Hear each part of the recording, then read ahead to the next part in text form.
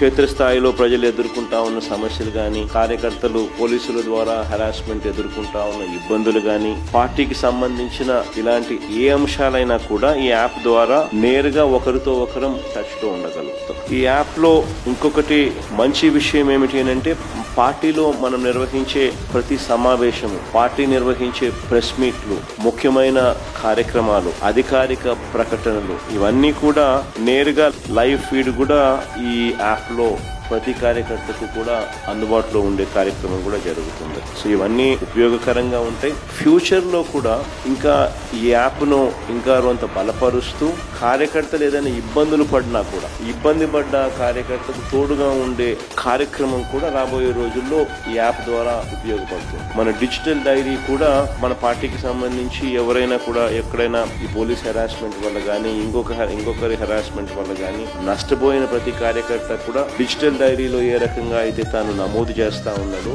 ఆ డిజిటల్ డైరీని కూడా దీంట్లోకి అనుసంధానం కూడా చేస్తాం. సో ఈ యాప్ లో వస్తే డిజిటల్ డైరీ కూడా అందుబాటులో ఉంది. సో బేసిక్లీ ఒక సూపర్ యాప్. సో మందే ఒక ప్లాట్ఫామ్ క్రియేట్ చేస్తాం.